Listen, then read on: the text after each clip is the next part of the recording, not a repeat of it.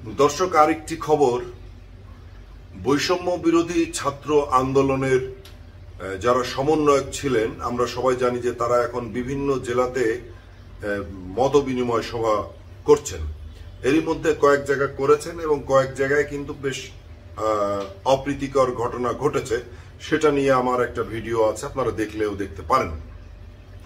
এখন যেটি বলবো সেটি হচ্ছে যে বৈষম্য বিরোধী ছাত্র আন্দোলনের কয়েকজন সমন্বয়ক এবার যাচ্ছিলেন পটুয়াখালী বিজ্ঞান ও প্রযুক্তি বিশ্ববিদ্যালয়ে।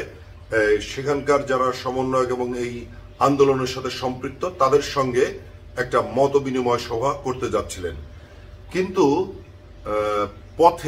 পথে তাদেরকে বাধা দেওয়া হয়েছে এবং আটকে দেওয়া হয়েছে বলা চলে। সেটিও কিন্তু পটুয়াখালীতেই। পটুয়াখালী জায়গাটার নাম হচ্ছে দুমকি উপজেলা সদরে জনতা কলেজের সামনে ছাত্ররা আটকে দেয়। আর এই সমন্বয়করা ছিলেন যারা ঢাকা থেকে যাচ্ছিলেন, তারা দুটি মাইক্রোবাসে ছিলেন। এখানে আটকে দেয়, প্রায় 25 মিনিট তারা সেখানে গাড়ি নিয়ে দাঁড়িয়েছিলেন এবং আমরা একটা ভিডিও যেটা ছড়িয়ে পড়েছে সেখানে আমরা দেখেছি যে বেশ বাক বিতণ্ডা হচ্ছে। গাড়ির ভেতর থেকে কোনো একজন সমন্বয়ক বা কেউ একজন ভিডিও করছিলেন, তাতে করে আমরা দেখলাম যে বাইরে যারা ছিলেন তারা বেশ ক্ষিপ্ত। তারা অনেক কথা বলছিলেন, সে কথাগুলো আপনারা হয়তো ভিডিও দেখেছেন। মানে মূল কথা যেটা ছিল সেটি হচ্ছে যে তারা যেটা বলতে চাচ্ছেন, সেখানে বলছিলেন যে তারা এই আন্দোলনে, বৈষম্য বিরোধী ছাত্র আন্দোলনে তারা যে অগ্রণী ভূমিকা পালন করেছে, তো তাদেরকে রেখে তারা যাচ্ছে বিজ্ঞান ও প্রযুক্তি বিশ্ববিদ্যালয়ে। তো তারা নাকি এখানে অবহেলিত হয়েছে বা তাদেরকে মূল্যায়ন করা হয়নি, ব্যাপারটি এরকম আর কি। তো যারা আটকে রেখেছিল তারাও ছাত্র, তারাও সেই আন্দোলনে সম্পৃক্ত ছিল।